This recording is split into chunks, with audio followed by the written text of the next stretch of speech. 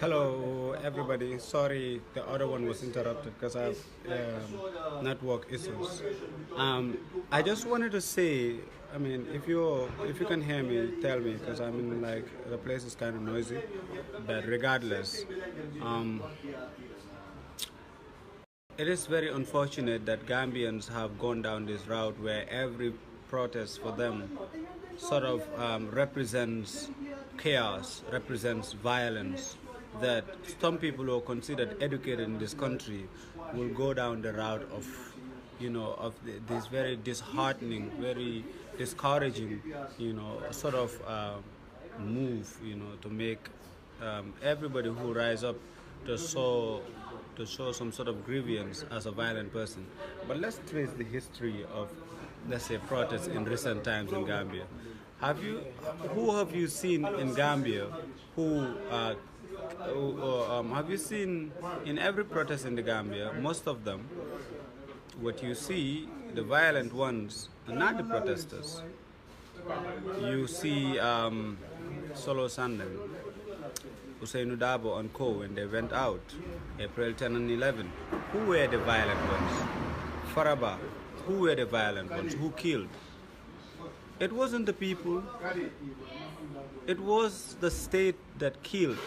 It is the state that tortures and jails and humiliates ordinary protesters.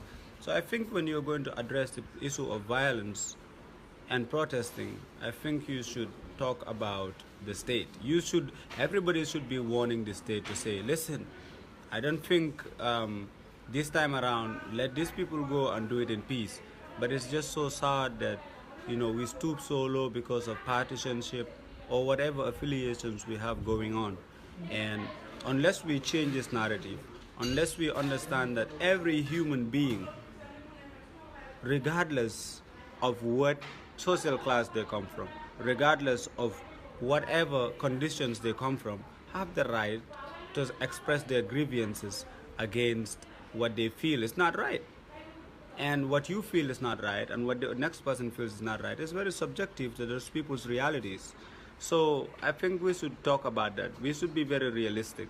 If you think that the benchmark for a proper protest has to be certain protests that had happened in the past, and anything other than those protests, every other protest is wrong, you're clearly like just sounding very ignorant, and we have a country to build, and you cannot build a country in conformity, with the fear of divergence, with the fear of dissent from the state.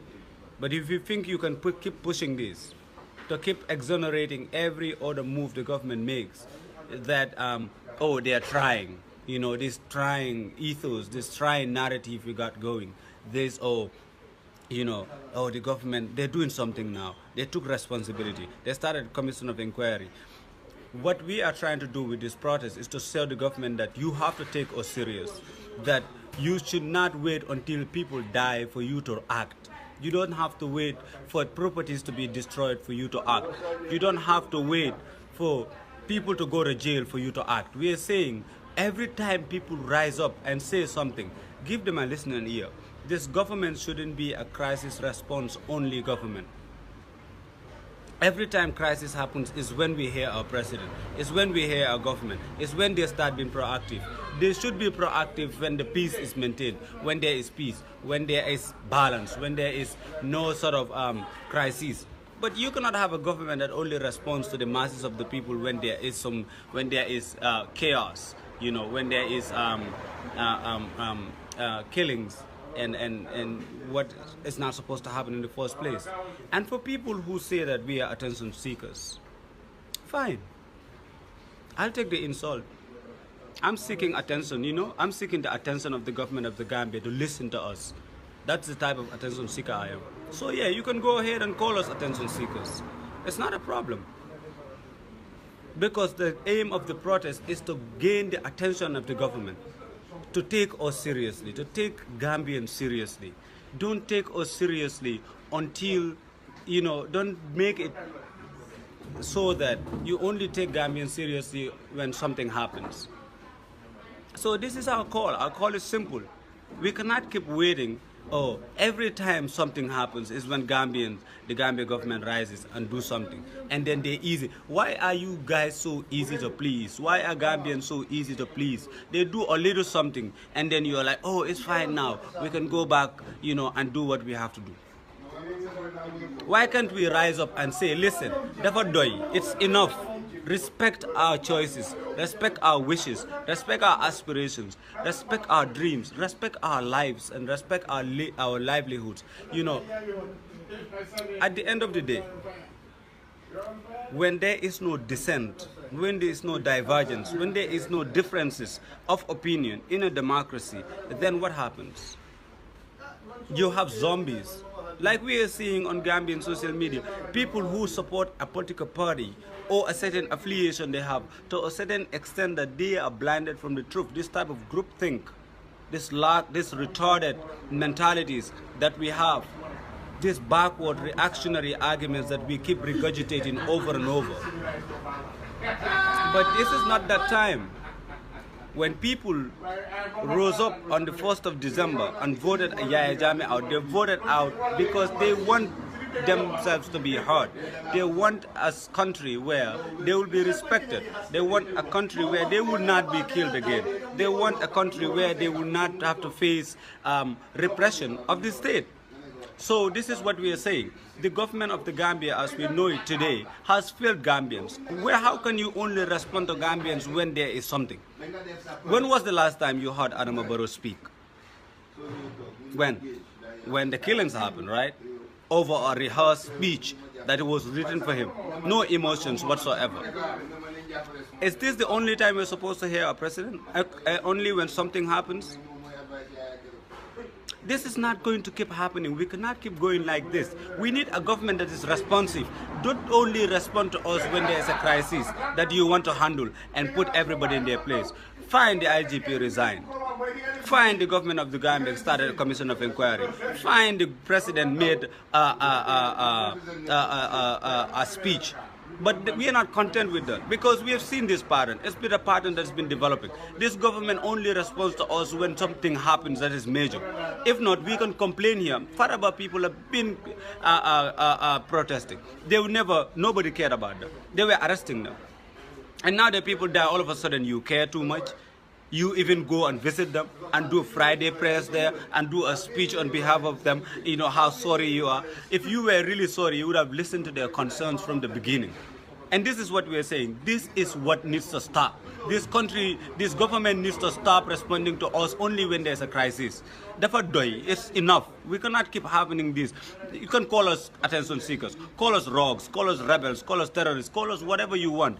But in the end, one day when the history has been written, you will remember that this is the same thing they've told everybody who thought that it was their imperative to rise up and say something. The day Solo Sandeng rose and did his protest, what were the comments on Facebook from the people who were in power then?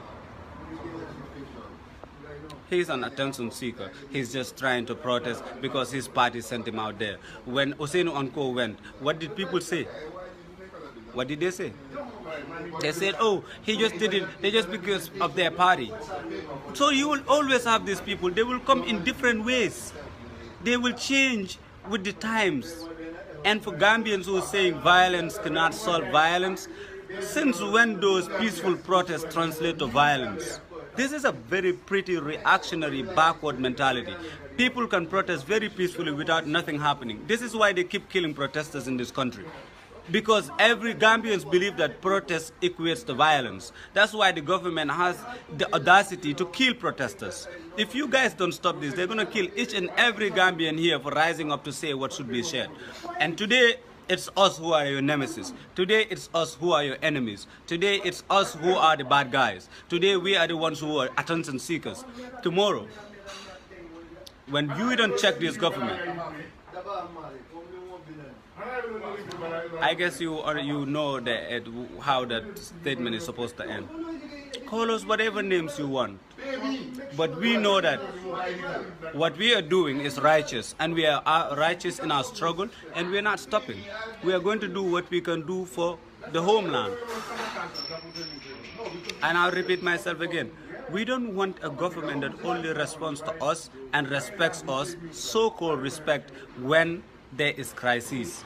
Respect us and listen to us when the going is hard, when the going is tough, when there is no crisis. When we rise up and say, Adama Barrow, you and your government should listen to us.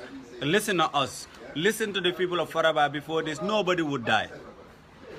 All of this wouldn't have happened. There would not have been this protest we are organizing. So if you guys think that we are going out there because we want to seek attention, yes, we're seeking attention. We're seeking the attention of Adama Barrow and his government to tell him, Dafadoy, listen to us when we call on you. Listen to Gambians. And you know, most of the time this stuff happens because, okay, these people, they are in the peripheries. They are not in the urban areas. I bet on my life if this thing had happened somewhere in the Combos here, they would have taken care of it. But because poor people were never listened to. You don't respect poor people. You don't respect the masses of our people. This is the reality. Politicians come in our communities and divide us with their parties. Divide us trying to look for votes. Once they get into that office, they forget about us. They only follow their interests. And now you make us the enemies when we voted you in? That's fine. We will see about that. This government will go away. Everything else that you believe in about this government will one day perish, but the people will always remain. These institutions are constructs that can come and go, but the people will be here. So remember that. So when you think that Gambians are being, we have been opal, halayini, it's not like that.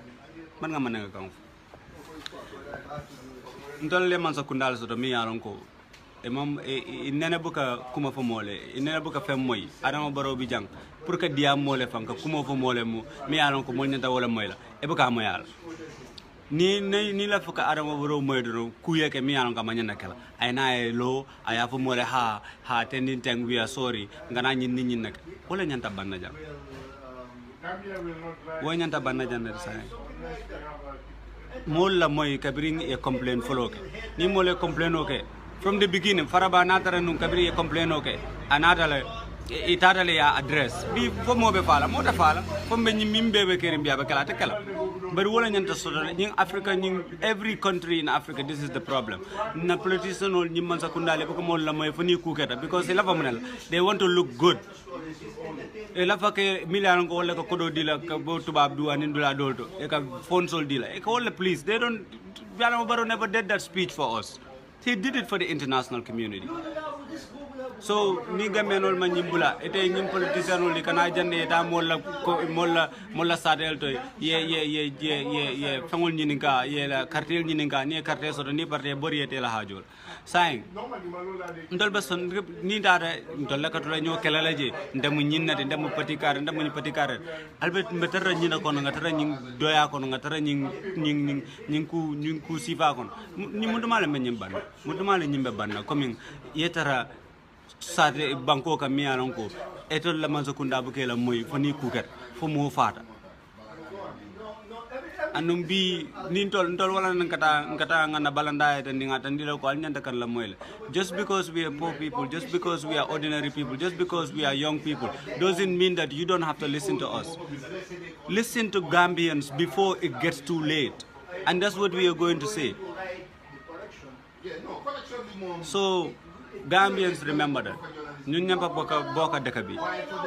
have to fight for what is ours. Adama Barrow will one day leave. We will be here. UDP, APRC, PDOIS, GDC, all these parties, they might disappear one day. We will be here. So if you don't hold on to each other and you start getting into fights about, oh, this is my party, this is my affiliation, I'm from this tribe, I'm from this place, you keep doing these divisions, and it is you people, ordinary, everyday people, who are going to keep suffering. Hold on to each other. You, the masses of the people, fight for what is yours, in dignity, in respect, in peace. I live in this country. Me and the people who organize this protest, we live in this country. You think we will want to jeopardize this country? You think we try to destroy this country? You think we don't have the best interest of the... How many people are here? Everybody in the Gambia is just complaining. Every day they are complaining. And when you say, let's go and do something about it, nobody wants to do it. We want to stop that. We feel that we need to tell this government we are tired. Mol batata la saying al mol la moy al nyimbula every time the same thing wala ko la kela. Every time. Ibuka nyil moy fo natara kuketa andi buka ke kukama.